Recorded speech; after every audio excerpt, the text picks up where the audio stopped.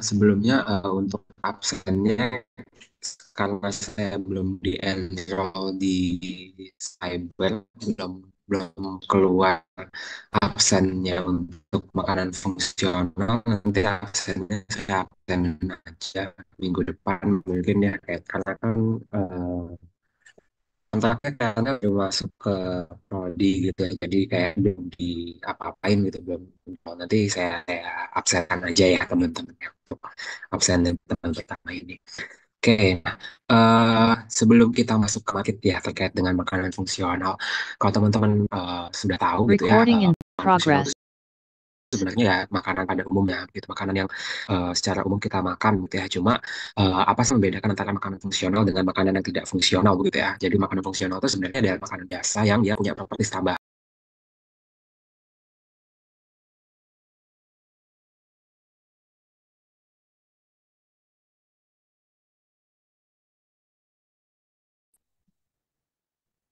Wait, sebentar.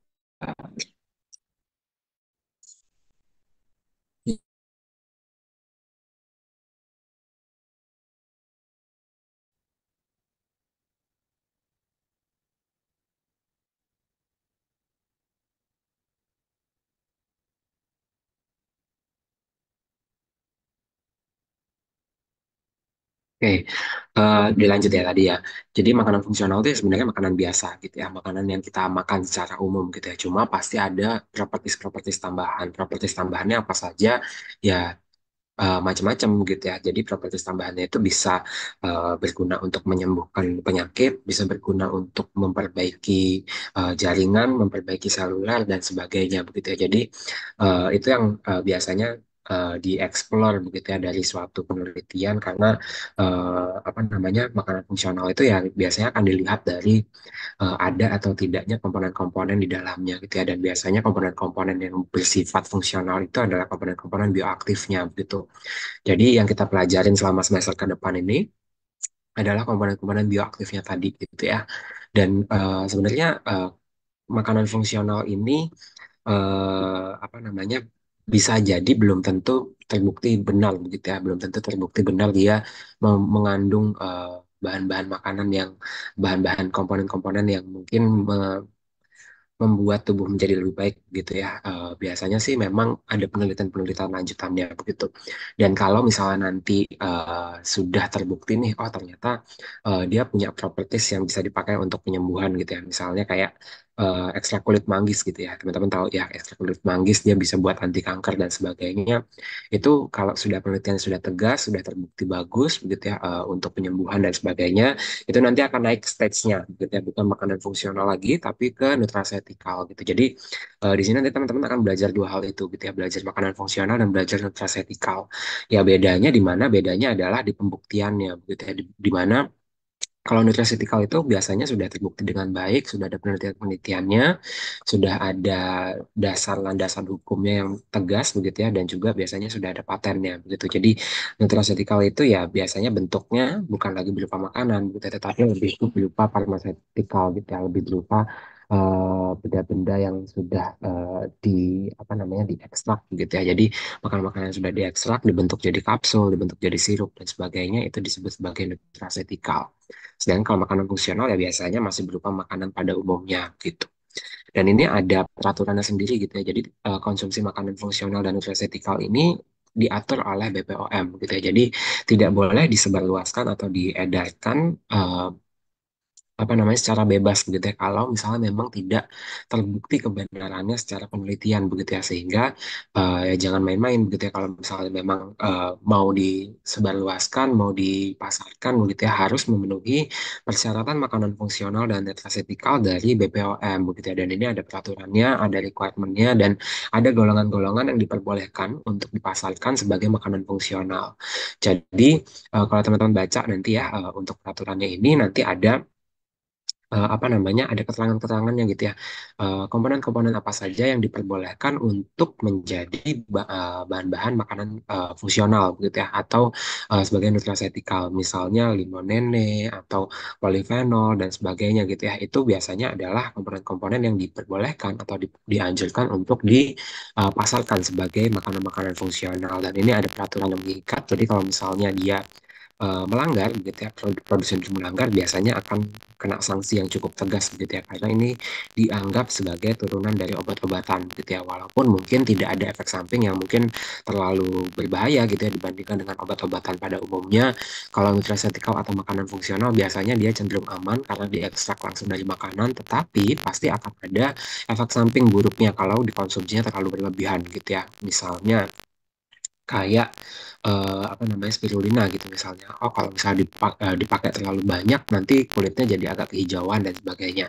Jadi ada apa namanya, batasan ambang atas yang bisa dipakai untuk mengkonsumsi setiap bahan komponen yang terkandung di dalam makanan fungsional itu begitu. Jadi sebelum teman-teman nanti belajar lebih lanjut, lebih baik teman-teman baca dulu gitu ya peraturan-peraturan yang mengikat terkait dengan makanan fungsional dan nutraceutical, karena ya sekali lagi gitu ya, ini nanti akan diperlakukan sebagai obat gitu biasanya. Jadi makanan fungsional atau nutraceutical itu nggak boleh sembarangan dipakai dan nggak boleh sembarangan diedarkan, karena ada komponen-komponen bioaktif yang mungkin kalau dikonsumsi terlalu banyak akan harmful untuk tubuh kita begitu, sehingga ya harus hati-hati gitu ya untuk mengkonsumsinya.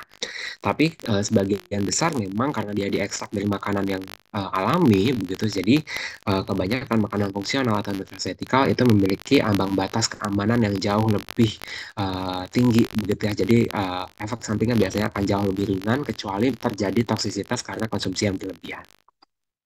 Nah, ini contohnya gitu ya. Jadi setiap apa namanya, setiap golongan, setiap makanan itu pasti ada komponen pangan fungsional yang bisa diekstrak di dalamnya gitu ya. Itu bisa berupa vitamin, mineral, gula alkohol dan sebagainya.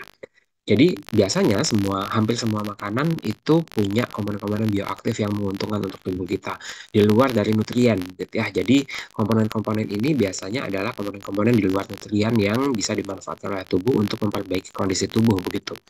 Terutama untuk apa namanya, komponen-komponen tidak tercerna di dalam tubuh gitu ya. Misalnya kayak serat pangan gitu ya. Serat pangan kan tidak tercerna di dalam tubuh dan biasanya dia sifatnya untuk memperbaiki komposisi mikrobiota di dalam usus begitu ya.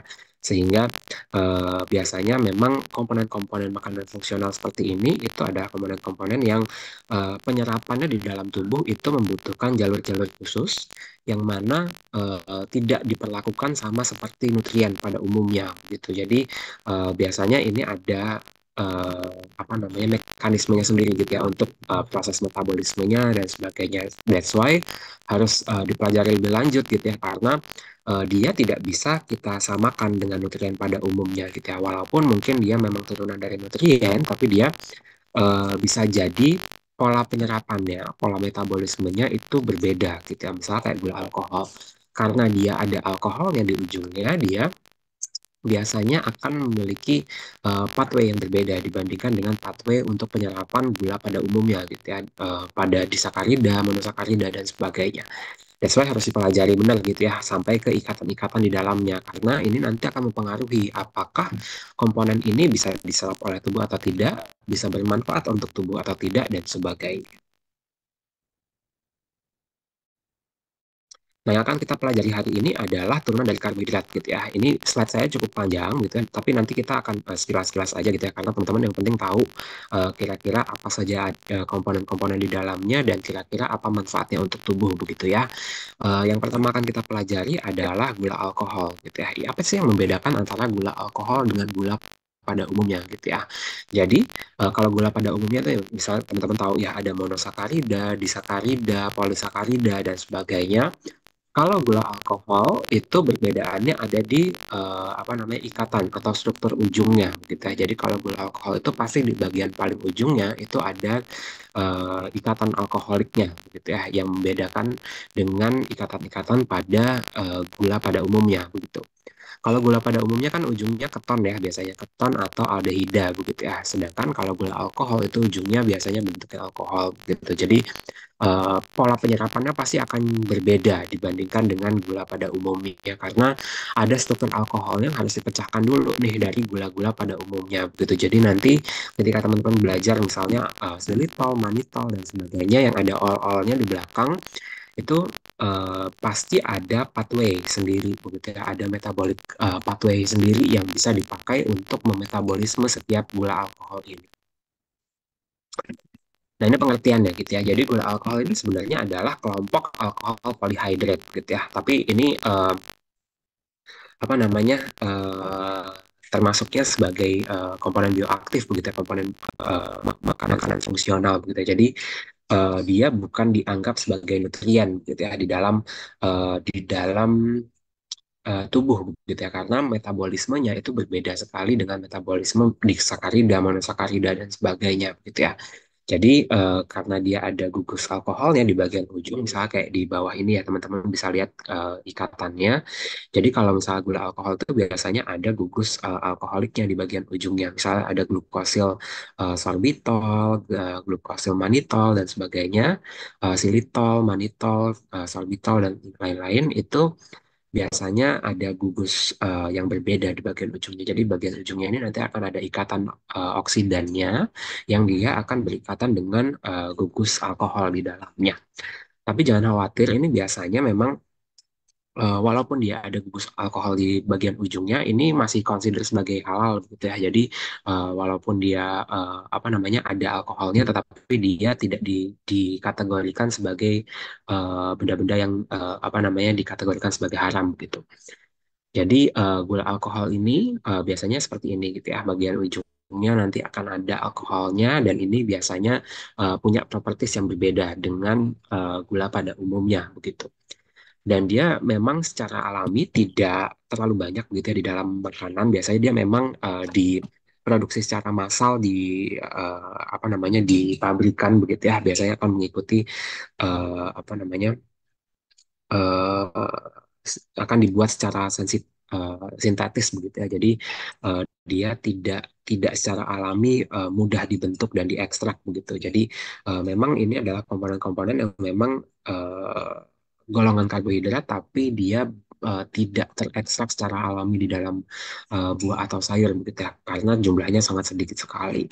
Ini contohnya ada sorbitol, xylitol, maltitol, mannitol, isomal, laktitol, dan sebagainya. Kalau teman-teman tahu ada permen karet xylitol gitu ya, ini juga sebenarnya di dalamnya adalah gula alkohol begitu ya. Jadi dia apa memang propertisnya stretchy seperti itu ya, gitu ya. Jadi dia propertisnya seperti karet dan memang kalau xylitol ini kan dia fungsinya bukan hanya seperti permen karet saja gitu ya, tapi juga bisa dipakai sebagai penyegar dan sebagainya gitu ya. Jadi biasanya memang ada properties-properties tambahan seperti itu begitu. Jadi bukan di consider sebagai nutrien pada umumnya gitu. That's why ini kalau misalnya tertelan atau masuk ke dalam tubuh pasti ada pathways tersendiri begitu ya untuk memetabolismenya. Dia diabsorpsi lebih lambat dibandingkan dengan gula pada umumnya. Jadi dia biasanya dipakai juga sebagai alternatif pengganti gula begitu ya karena dia punya tingkat kemanisan yang hampir sama dengan gula, tetapi dia lebih sulit untuk dikonsumsi, lebih sulit untuk dimetabolisme di dalam tubuh begitu.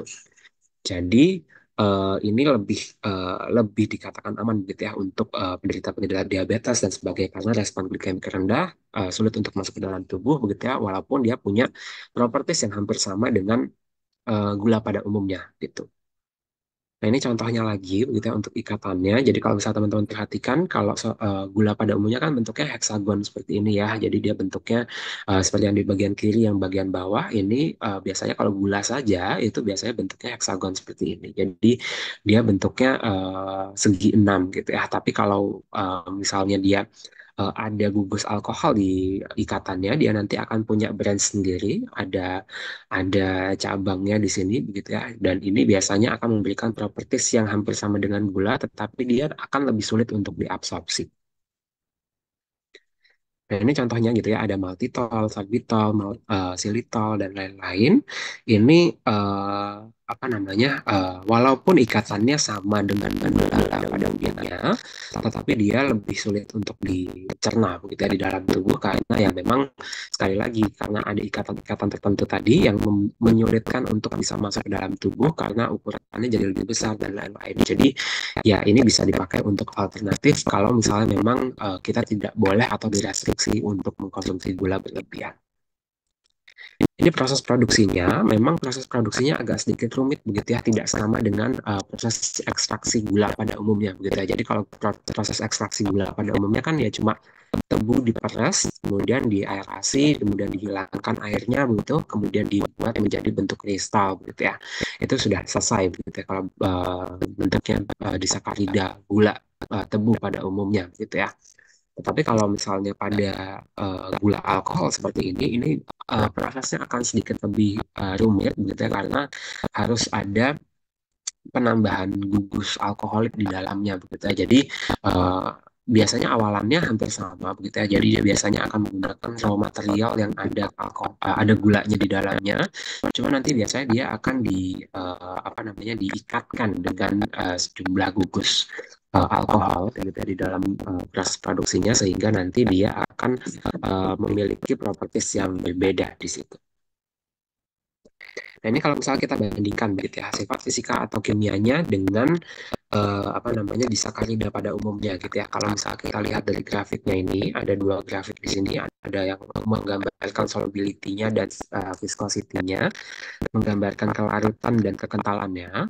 Ini bisa kita lihat gitu ya, antara gula alkohol dengan gula apa namanya gula pada umumnya yang disakarida itu sebenarnya hampir sama persis begitu ya. Bentuknya pun juga kalau misalnya teman-teman lihat itu hampir sama. Cuma memang biasanya gula alkohol ini dia tidak apa namanya tidak mudah penyimpanannya karena dia higroskopis sekali begitu ya. Jadi dia sangat mudah sekali menyerap eh, air begitu ya. Jadi nanti biasanya tempat penyimpanannya juga akan sedikit berbeda begitu ya dibandingkan dengan gula pada umumnya. Kalau kita lihat dari solubility-nya hampir sama dengan gula pada umumnya, dia mudah larut dan sebagainya. Kita lihat dari viscosity-nya pun juga hampir sama begitu ya antara gula pada umumnya dengan gula alkohol.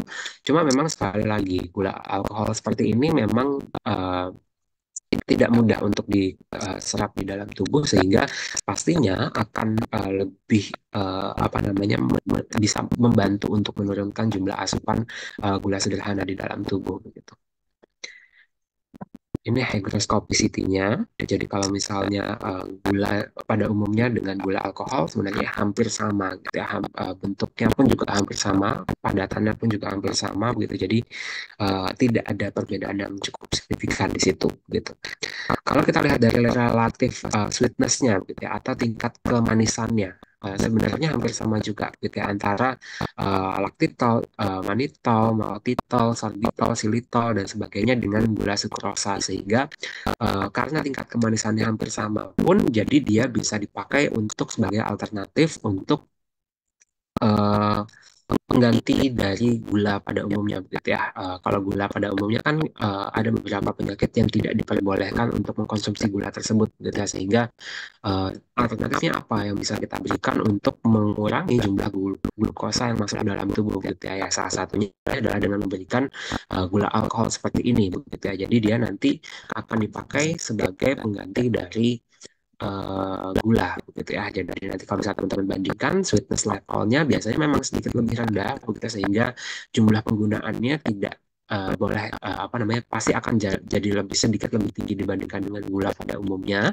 Tapi apa namanya dia tingkat keserapannya itu pasti akan sedikit lebih sulit gitu ya, sehingga dia tidak akan dikonsider sebagai gula pada umumnya di dalam tubuh.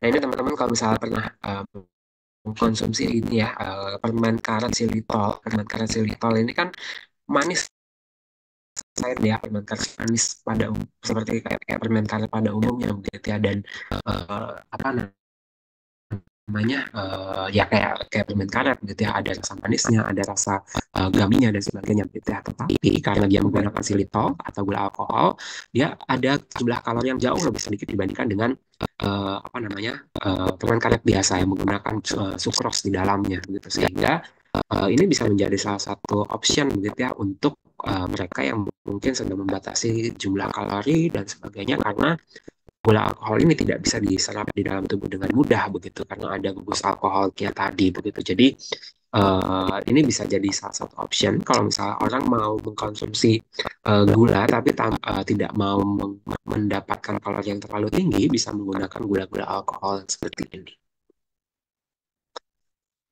Oke, nah yang kedua, turunan dari karbohidrat yang juga penting dan biasanya juga dimasukkan ke dalam makanan fungsional adalah dietary fiber, begitu ya. Perbedaannya apa antara fiber biasa dengan dietary fiber gitu ya. Jadi kalau fiber atau serat biasa pada umumnya itu adalah serat yang ya udah kalau masuk ke dalam tubuh tidak akan tercerna dan tidak ada properti tambahan yang masuk ke dalam tubuh gitu. Jadi kalau misalnya kita konsumsi serat ya udah dia cuma akan memperbesar apa namanya volume dari fasa saja, tetapi tidak ada properti-properti tambahan.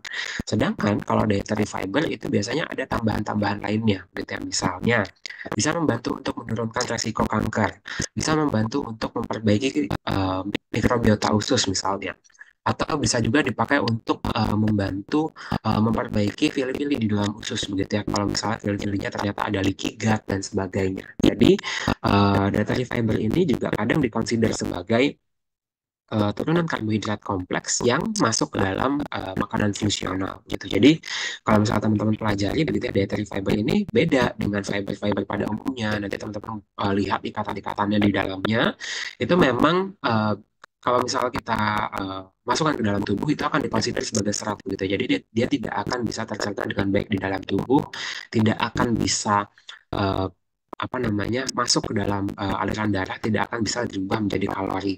Tetapi dietary fiber ini biasanya punya positive impact di dalam tubuh kita. Misalnya memperbaiki proses fermentasi bakteri di dalamnya sehingga nanti bisa menghasilkan short chain fatty acid, bisa membuat apa namanya tubuh menjadi lebih sehat dan sebagainya. That's why dietary fiber ini masuk ke dalam makanan fungsional juga.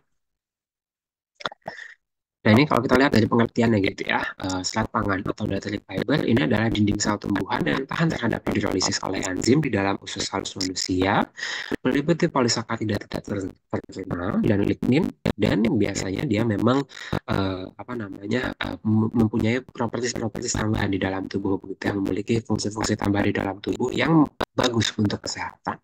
Jadi dia memang tidak akan tercerna gitu ya, dan di dalamnya bukan hanya sekedar serat-serat rantai panjang saja begitu, tetapi juga termasuk serat-serat yang dia bentuknya oligosaccharides gitu ya. Kalau misalnya teman-teman pernah tahu di dalam susu kan kadang ada ditambahkan fos, gos, inulin dan sebagainya. Itu sebenarnya adalah serat rantai pendek gitu ya. Jadi dia bentuknya polisakarida gitu ya, bentuknya oligosakarida gitu ya.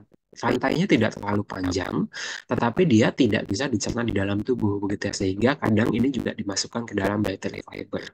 Jadi ada apa namanya serat-serat yang memang kadang ditambahkan untuk memperbaiki kondisi usus kita. Nah, ini masih pengertiannya lagi gitu ya. Jadi pengertiannya bisa sangat beragam sekali dan memang komponennya juga akan cukup banyak. Nah, ini contohnya, Bet, ya. Secara garis besar, memang apa namanya serat pangan itu terbagi menjadi dua. Ada yang disebut sebagai pati atau starch dan juga ada yang kita sebut sebagai selulose. Bedanya di mana? Bedanya ada di ikatan rantainya. Jadi kalau starch atau pati itu rantainya biasanya bentuknya V seperti itu ya. Itu sebenarnya lurus aja begitu ya. Jadi dia tidak saling berseberangan antara gugus 1 dan 4-nya gitu. Jadi 1 dan 4 bisa saling berikatan. Sedangkan kalau selulose itu biasanya rantainya saling berseberangan gitu ya. Jadi nanti dia akan ada rantai cabangnya biasanya. Jadi kalau selulose ini biasanya sedikit lebih sulit untuk dicerna di dalam tubuh. Jadi dia biasanya apa namanya ya udah sebagai serat aja gitu, tidak akan bisa dicerna dalam tubuh karena ada rantai-rantai cabangnya yang apa namanya membutuhkan enzim-enzim tertentu untuk bisa dirombak gitu. Sedangkan kalau starch atau pati ini masih sangat mungkin sekali untuk bisa dicerna di dalam tubuh. Jadi kalau pati-pati seperti ini biasanya kadang itu bisa dikonsider sebagai karbohidrat biasa begitu ya, bisa dikonsider sebagai oligosakarida, polisakarida yang masih bisa dicerna oleh tubuh gitu ya, karena ikatannya masih lurus-lurus dan ikatannya masih apa namanya mudah untuk diputus begitu ya. Makanya pati ini kadang juga masuk ke dalam tepung-tepungan yang mudah untuk dicerna begitu ya. Tetapi perlu teman-teman ketahui ada juga pati yang sifatnya resisten, makanya ada namanya pati resisten. Jadi pati resisten itu sebenarnya adalah ya udah karbohidrat biasa yang dia tidak bisa dicerna oleh tubuh karena bentuknya globular atau bentuknya sulit untuk dibongkar dan sebagainya begitu ya. Jadi itu yang kemudian masuk ke dalam dietary fiber gitu ya, masuk ke dalam karbohidrat kompleks yang dia apa namanya sulit untuk dicerna, tapi dia pasti punya properti tambahan di dalam tubuh kita.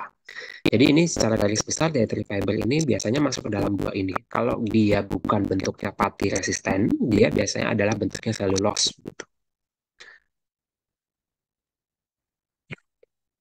Oke, Eh, nah seperti teman-teman tahu gitu ya, fiber itu ya adanya ada di plant source aja begitu ya. Jadi dia tidak ada di sumber-sumber hewani begitu ya. Jadi yang memang kalau misalnya kita mau mendapatkan fiber itu biasanya ya pasti akan harus mengkonsumsi uh, sayur-sayuran gitu ya, karena ya satu-satunya sumber adalah dari sayur-sayuran. Tetapi ada juga sebenarnya yang ada di hewani gitu ya, misalnya kitosan gitu ya, atau chitin gitu ya.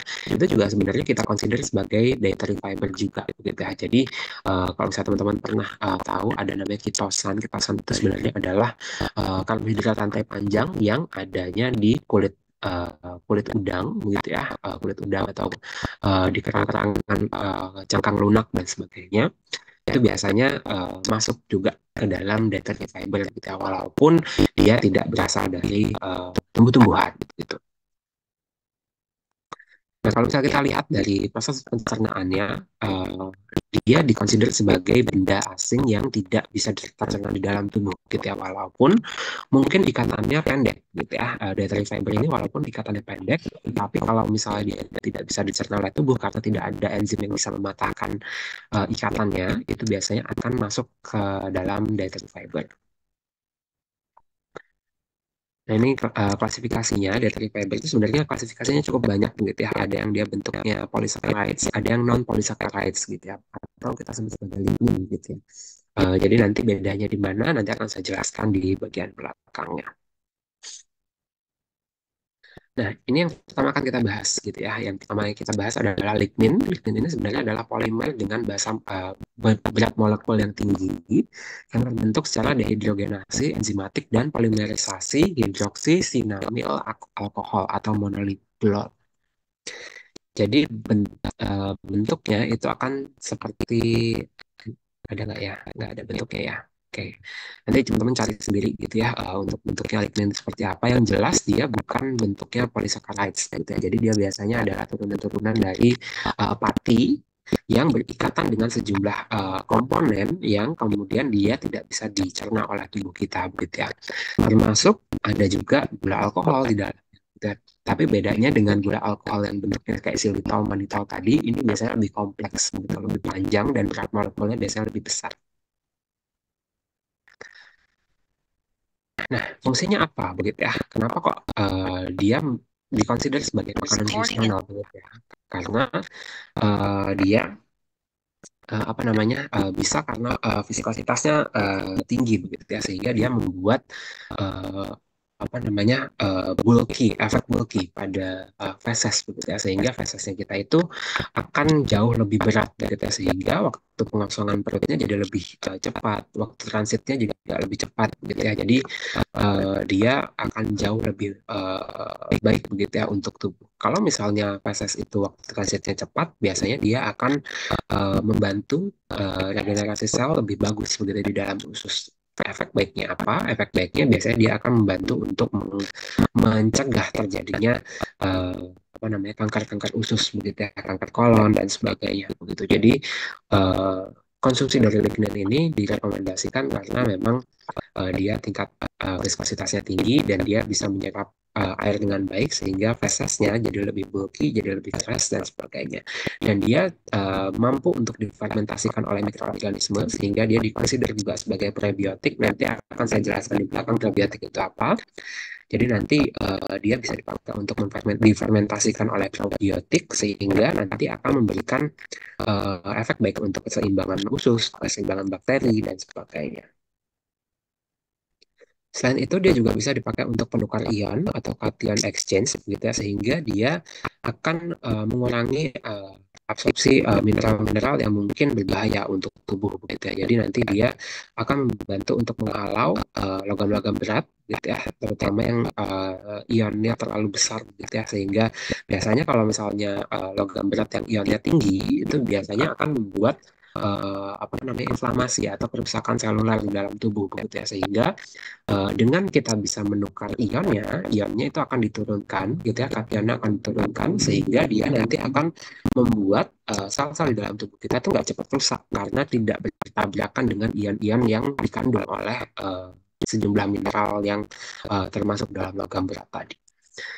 Kemudian dia bisa membantu untuk absorpsi molekul organik gitu ya, sehingga dia bisa menurunkan jumlah kolesterol, bisa membantu untuk mencegah terjadinya kanker kolon dan sebagainya.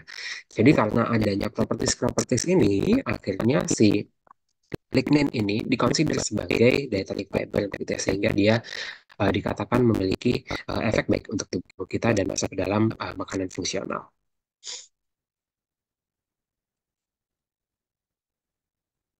Nah, yang kedua adalah resistance starch. Gitu ya. Resistance starch ini sebenarnya ada pati sebenarnya. Jadi, kalau teman-teman tahu ya, tepung itu kan ada dua macam. Ada yang bentuknya tepung, ada yang bentuknya pati. Kalau tepung itu kan dia apa namanya ya udah benda digiling gitu ya, jadi di dalamnya ada seratnya. Sedangkan kalau pati itu biasanya seratnya akan dihilangkan dulu gitu ya, sehingga ada pati di situ gitu. Contoh pati adalah tepung tapioka misalnya, tepung tapioka, tepung sagu gitu misalnya, itu termasuk dalam pati. Jadi sifat karakternya pasti akan berbeda gitu ya antara pati dengan tepung gitu ya. Kalau tepung tuh ya kayak tepung terigu, tepung hongkwe dan sebagainya. Kalau pati itu ya kayak apa namanya sagu dan lain-lainnya. Nah, perbedaannya di mana antara resistant starch dengan unresistant starch gitu ya. Kalau resistant starch itu pasti ada ikatan di dalamnya yang tidak bisa dicerna oleh tubuh begitu ya, sehingga matinya tadi itu memiliki tingkat kecernaan yang rendah sehingga dia bisa membuat efek milky di dalam fesesnya kita juga. Nah, resistance starch sendiri ada grade-nya, ada RS1, RS2, RS3 dan sebagainya. Jadi ini beda-beda gitu ya. Kenapa beda-beda? Ini tergantung dari ikatannya gitu ya. Tergantung dari bentuk si tingkat resistannya tadi. Ada yang bentuknya bulat atau globular, ada yang dia bentuknya ya udah kayak ikatan karbon seperti biasanya gitu ya. Jadi tergantung dari ikatan-ikatannya tadi. Dan ini biasanya tidak bisa dicerna di dalam tubuh karena tidak ada enzim yang bisa membongkar si resistance starch ini.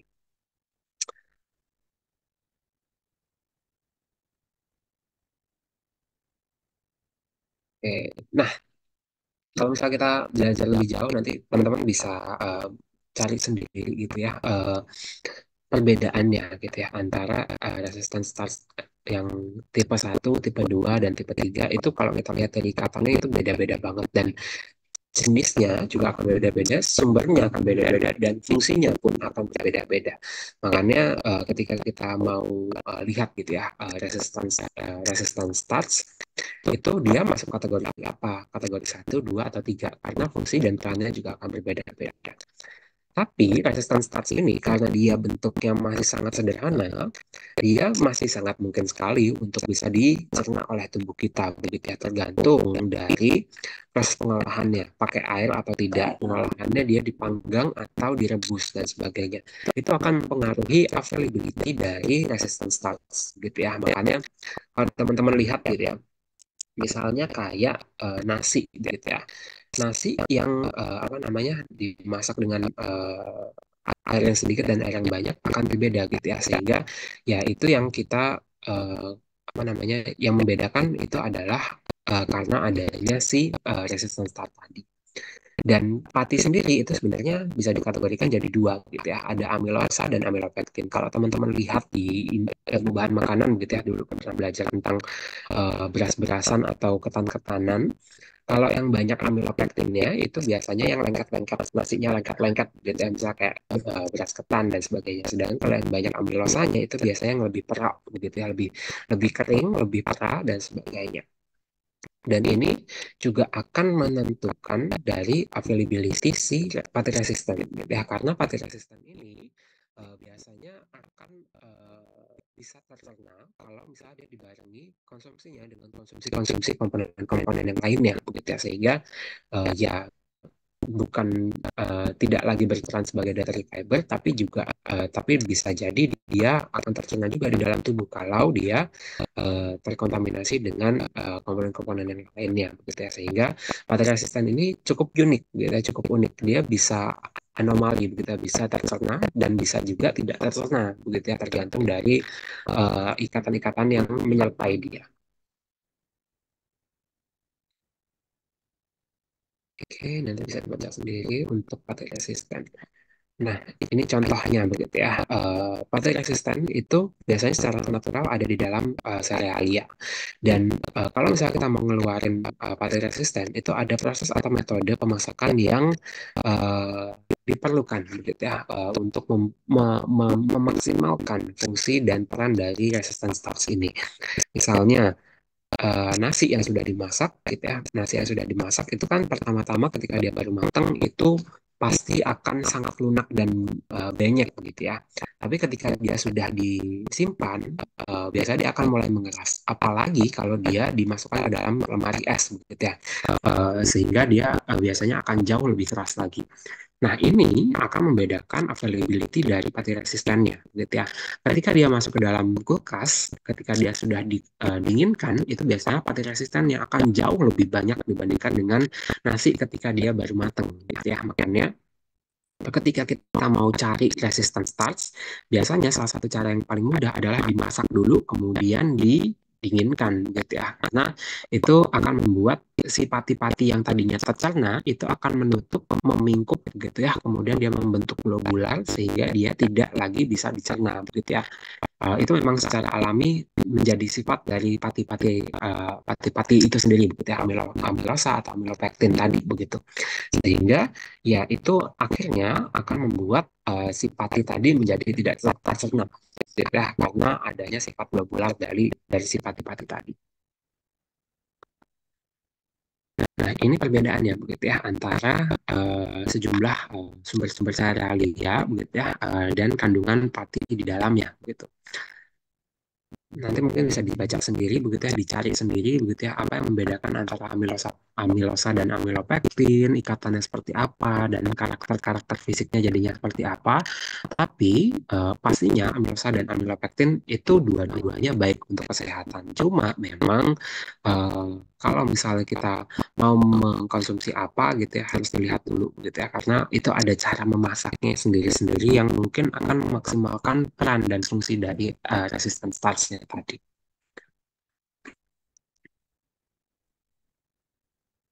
Oke, ini sih nanti mungkin bisa dibaca sendiri. Nah, apa sih perannya gitu ya? Apa sih perannya dari resistant starch gitu ya? Jadi ini ada penelitiannya gitu ya. Jadi resistant starch ini memang sudah diketahui dia karena tidak bisa tercerna di dalam tubuh, karena dia tidak bisa ada enzim yang bisa memecah si resistant starch tadi. Makanya resistant starch ini biasanya akan terakumulasi di dalam feses begitu ya. Dengan dia terakumulasi di dalam feses, dia perannya hampir sama dengan serat begitu ya. Jadi kalau misalnya dia ada di dalam feses, dia nanti akan membantu untuk mengikat jumlah cairan gitu ya dari dalam tubuh begitu, sehingga si fesesnya tadi itu akan memiliki sifat yang bulky.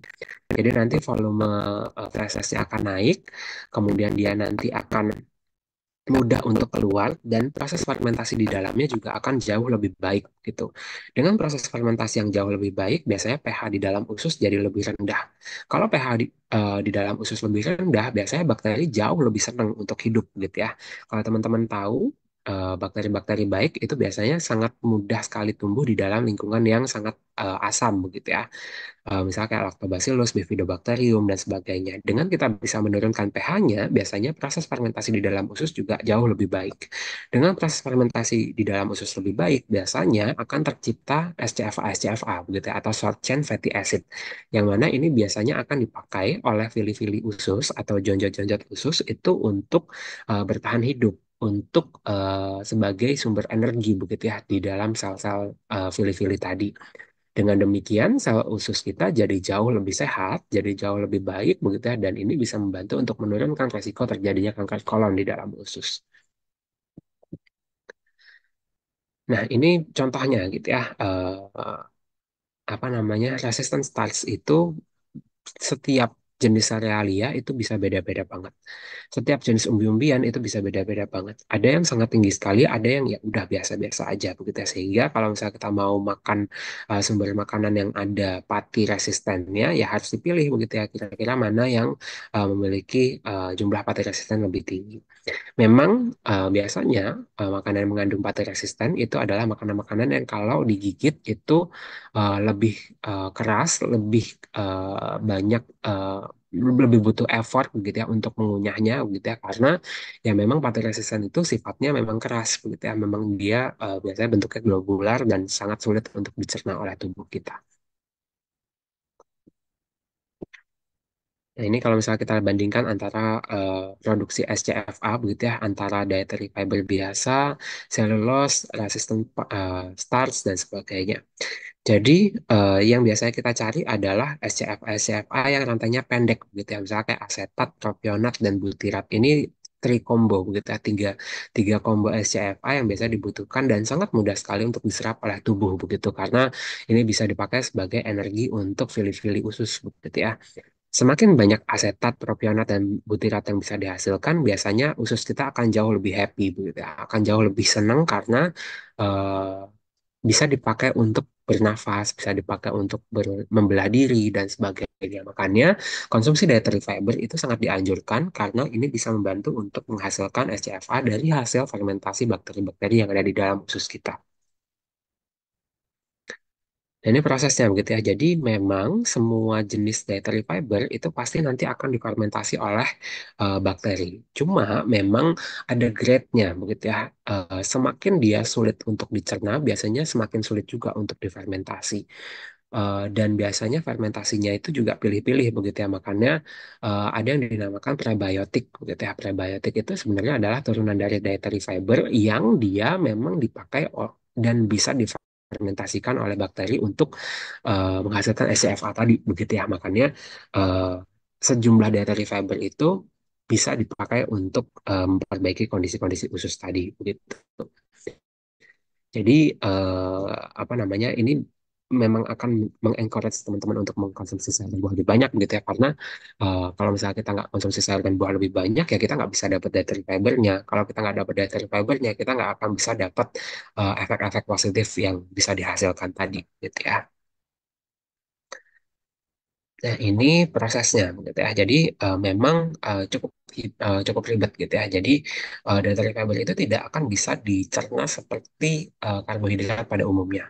Tidak bisa dicerna dan tidak bisa disamakan seperti gula, disakarida, monosakarida atau oligosakarida pada umumnya. Karena memang dia biasanya ikatannya satu jauh lebih panjang, ikatannya biasanya bercabang dan dia biasanya akan lebih sulit untuk dicerna karena tidak ada enzim di dalam tubuh kita yang bisa membantu untuk membreakdown dari setiap ikatan karbohidrat tadi begitu, sehingga ini salah satu-satunya yang bisa membantu untuk membreakdown adalah dari proses fermentasi bakteri di dalam usus. Ketika kita mengkonsumsi dietary fiber lebih banyak, bakteri itu akan jauh lebih aktif begitu aja, akan jauh lebih aktif untuk memfermentasi dietary fiber tadi. Efeknya apa? Kalau misalnya fermentasinya berlangsung dengan lebih baik, lebih optimal, lebih banyak begitu, otomatis SCFA-nya yang dihasilkan juga akan jauh lebih banyak, lebih bagus begitu, hasil fermentasinya lebih bagus. pH di dalam usus juga jadi lebih rendah gitu ya, karena eh, sifatnya si SCFA tadi ya seperti namanya gitu ya, short chain fatty acid. ya, karena ada asidnya, dia akan menambahkan acidity di dalam feses. Dengan acidity yang lebih banyak, otomatis pH-nya nanti akan jauh lebih rendah. Dengan pH yang lebih rendah, ya senang banget gitu ya bakteri-bakteri di dalam usus karena itu bisa dipakai untuk proses fermentasi begitu. Jadi nanti akan jauh lebih mudah untuk bakteri-bakteri tadi untuk bisa bertahan hidup di dalam usus.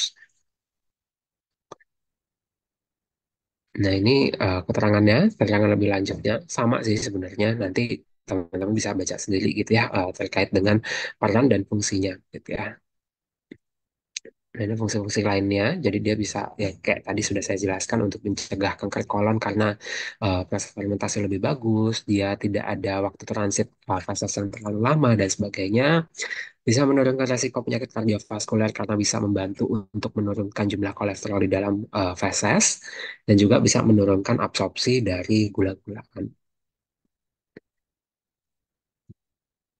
Nah, kalau kita bagi dua, sebenarnya dietary fiber itu ada secara garis besar gitu ya ada dua jenis gitu ya ada serat yang larut ada serat yang tidak larut gitu ya bedanya di mana kalau serat larut itu biasanya bisa larut di dalam air dan dia bisa berjalan tanpa perantara dari feses gitu ya jadi dia nanti di dalam usus nanti biasanya akan difermentasi oleh mikroorganisme dan bisa menghasilkan SCFA sedangkan kalau serat tidak larut ini biasanya adalah serat-serat yang jarang sekali bisa dikonsumsi atau bisa jarang sekali bisa difermentasi oleh bakteri sehingga dia efek sampingnya ya biasanya akan hanya menyebabkan feses menjadi lebih berat begitu ya atau fecal bulky begitu. Jadi nanti dia akan mempercepat proses transit time dengan transit time yang lebih cepat biasanya akan menurunkan resiko dari karsinogenik itu menempel ke uh, usus begitu. Jadi nanti ada efek yang jauh lebih positif juga di dalamnya. Dan memang yang sekarang lebih banyak diteliti adalah adanya kandungan butirat di dalam eh, apa namanya di dalam hasil fermentasi si bakteri. Begitu ya. Butirat ini sebenarnya juga adalah part dari SCFA, begitu ya, short chain fatty acid, begitu ya. Jadi nanti dia akan membantu untuk menghambat proses pertumbuhan dari sel-sel yang abnormal termasuk juga kanker-kanker yang ada di dalam kolon gitu. Dengan menghasilkan butirat yang lebih baik, biasanya kanker kolon akan bisa kita turunkan di dalam tubuh. Ini tadi ya perannya sebagai kardiovaskuler, jadi dia nanti si serat ini akan membantu untuk mengikat kolesterol jahat di dalam tubuh, sehingga nanti dia akan menurunkan terjadinya aterosklerosis ke dalam tubuh. Nah, ini contohnya begitu ya, aterosklerosis seperti ini, peran apa namanya kejadiannya. Dengan dia bisa kita bantu untuk diikat di dalam usus, otomatis dia tidak akan bisa masuk ke dalam pembuluh darah. Kalau nggak masuk ke dalam pembuluh darah, si kolesterolnya tadi tidak akan menyebabkan penyumbatan, tidak akan menyebabkan sumbatan-sumbatan yang akan menyebabkan penyakit-penyakit kardiovaskular lanjutan. Nah, selain itu, gimana caranya dia bisa membantu untuk menurunkan absorpsi gula? Ini penting sekali untuk orang-orang yang diabetes begitu ya, karena mereka mengalami kesulitan untuk apa namanya, men- menurunkan serapan dari gula atau mereka memiliki keterbatasan untuk memetabolisme gula begitu ya sehingga salah satu caranya adalah dengan kita memberikan dietary fiber dalam jumlah yang banyak karena dengan memberikan dietary fiber yang banyak biasanya dietary fiber itu nanti akan membentuk globular di dalam usus dan globular-globular tadi itu biasanya center point-nya adalah gula-gula sederhana begitu ya yang mana gula-gula sederhana tadi akan terikat semua sehingga dia tidak akan bisa dimetabolisme di dalam tubuh. Efek sampingnya apa? Efek sampingnya jadi dia akan lebih sedikit jumlah absorpsi gula yang bisa masuk ke dalam tubuh dan ini akan memperbaiki kondisi keparahan dari diabetes mellitus. Nah, ini anjurannya begitu ya. Bukan berarti karena dia efeknya sangat positif sekali, kemudian kita makan seenaknya begitu ya. Kita kemudian, oh ya udah Bapak makan sayur langsung aja 3 kilo sehari begitu ya. Ya jatuhnya bukan efek baiknya yang didapat, tetapi efek buruknya. Karena sekali lagi begitu ya, tadi di depan sempat ada pembahasan terkait dengan peran fiber sebagai laksatif begitu ya. Jadi kalau kita terlalu banyak mengkonsumsi fiber, itu justru efek sampingnya adalah menyebabkan usus kita terlalu cepat bergerak produknya sehingga dia akan menyebabkan efek samping berupa diare begitu. Jadi ada batasan atasnya gitu ya. Jadi walaupun dia efek sampingnya baik untuk tubuh kita, kalau dikonsumsi terlalu banyak itu juga akan menyebabkan efek buruk dari dalam tubuh kita. Salah satunya untuk dietary fiber itu adalah efek eh, apa namanya laksatif tadi. Nah, ini anjuran untuk intake dietary fiber itu sebesar 25 gram untuk setiap 2000 kilokalori yang dikonsumsi oleh tubuh. Ini sumber-sumbernya memang kebanyakan dari fiber itu bisa didapatkan dari sumber serealia atau grains, vegetable, fruits, sama dari legum gitu ya, atau dari kacang-kacangan yang berserat tinggi gitu. Jadi kalau misalnya teman-teman mau menganjurkan diet untuk orang yang apa namanya diabetes mellitus, untuk orang-orang yang punya penyakit-penyakit degeneratif dan sebagainya, itu biasanya akan diutamakan untuk mengkonsumsi lebih banyak dietary fiber. Kenapa? Karena ini efek sampingnya sangat baik sekali untuk mereka.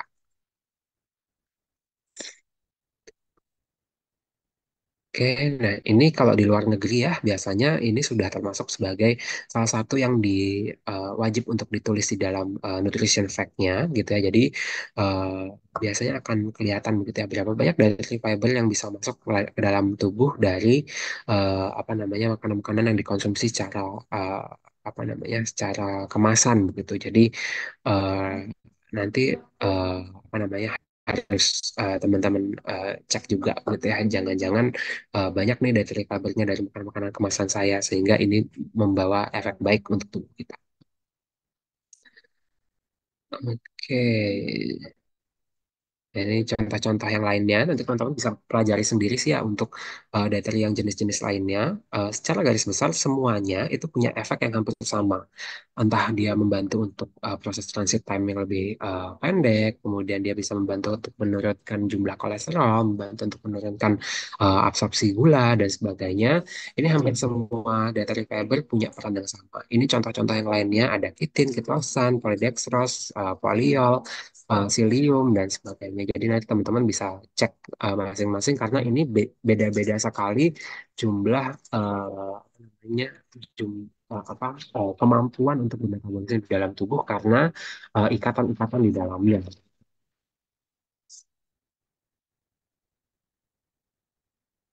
Ini pertanyaan-pertanyaan lebih lanjutnya gitu ya. Ada selulose, hemiselulose, ada pektin, lignin, gums, beta glukan dan lain-lain.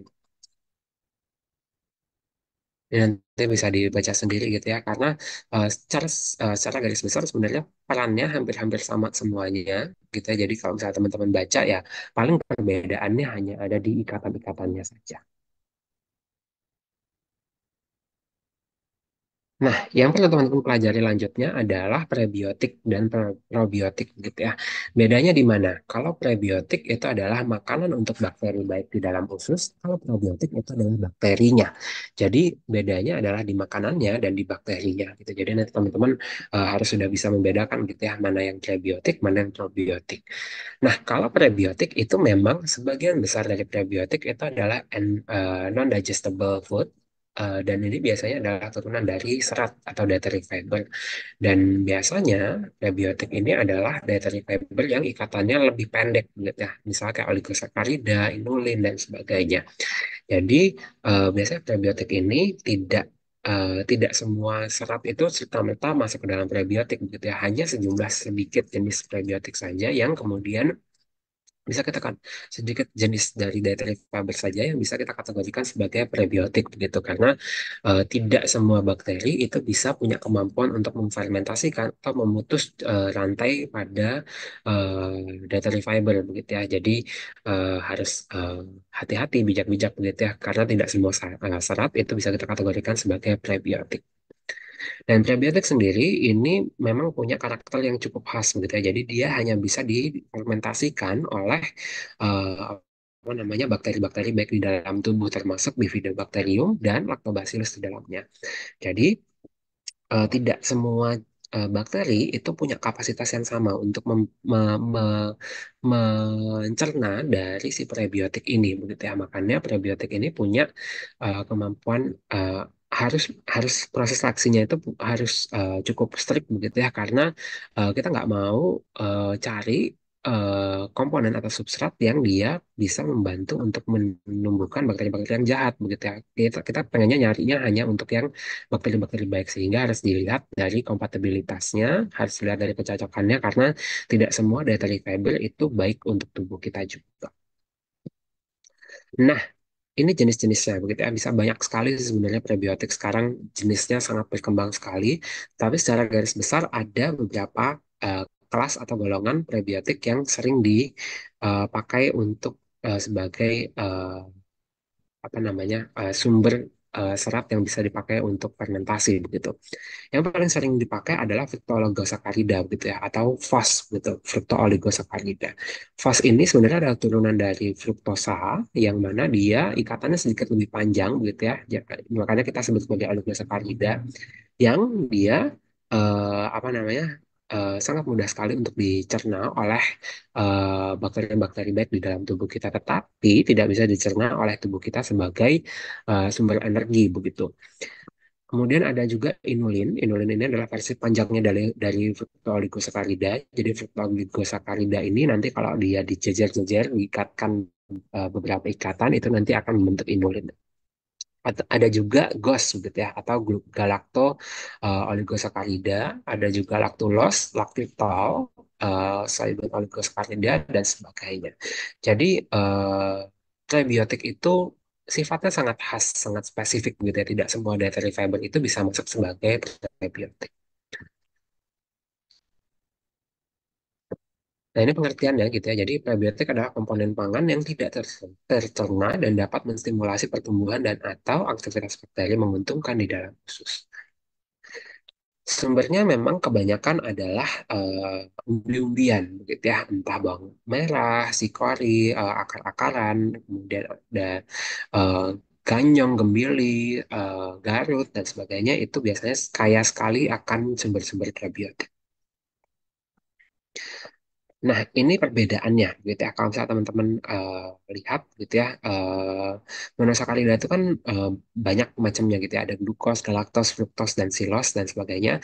Kalau misalnya dia termasuk ke dalam prebiotik, biasanya dia akan sangat mudah sekali untuk bisa dicerna dan sangat mudah sekali untuk bisa dipotong-potong menjadi bentuk yang sederhana, tapi tidak bisa dicerna oleh enzim kita gitu ya. Jadi si prebiotik ini termasuk dalam dietary fiber tidak mampu untuk dicerna oleh tubuh kita, tapi bisa difermentasi dengan mudah oleh bakteri-bakteri kita.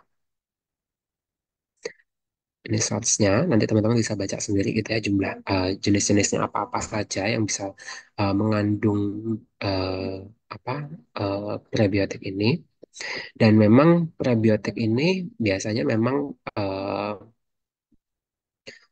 harus diekstrak dulu begitu ya. Jadi tidak bisa serta-merta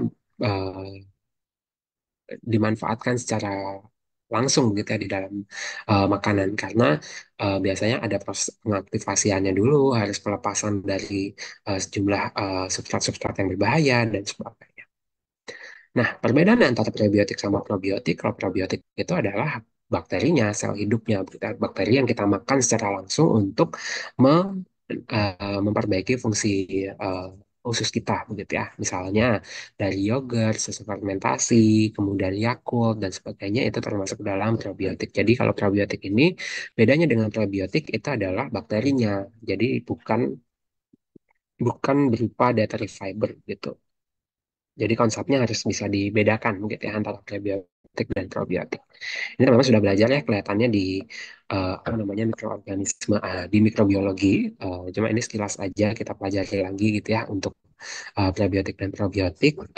Intinya teman-teman harus bisa mencari begitu ya, mencari mana sih kira-kira karbohidrat-karbohidrat yang bisa membantu untuk memperbaiki fungsi di dalam usus gitu ya. Memang semua serat itu pasti positif fungsinya untuk tubuh kita, tetapi tidak semua serat itu punya properti tambahan gitu ya. Tidak semua serat itu bisa dipakai untuk memperbaiki komposisi di dalam usus, bisa memperbaiki apa namanya fili-fili usus, kemudian bisa mempercepat transit time dan sebagainya begitu ya. Makanya teman-teman sebelum apa namanya sebelum sebelum mengkonsumsi sesuatu, sebelum melanjutkan untuk mengkonsumsi sesuatu, harus dilihat dulu apakah dia ada properti tambahannya. Kalau ada properti tambahannya, itu bisa kita consider sebagai makanan fungsional. Oke, mungkin itu materinya. Ada pertanyaannya dulu sama teman-teman.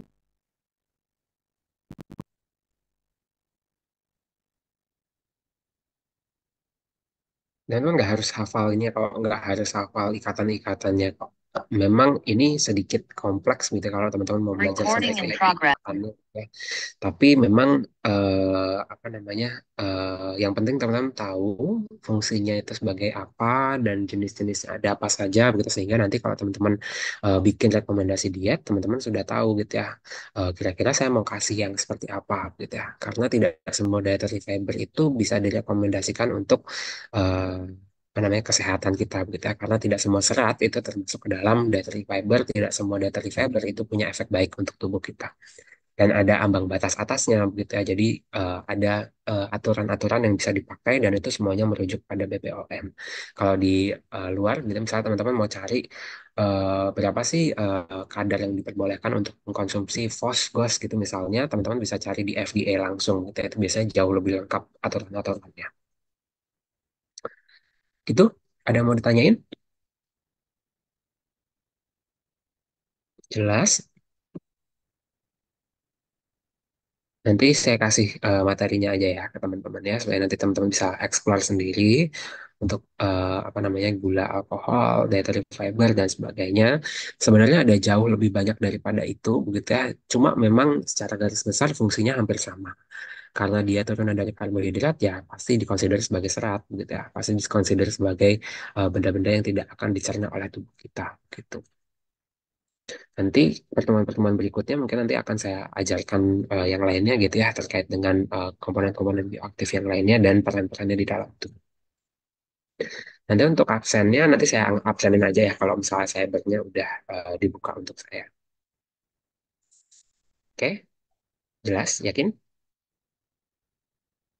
Oke, kalau nggak ada pertanyaan, saya rasa bisa dicukupkan ya kuliah kali ini. Kalau nggak ada pertanyaan lagi, saya cukupkan sekian. Terima kasih teman-teman. Recording stopped. Terima kasih, Pak.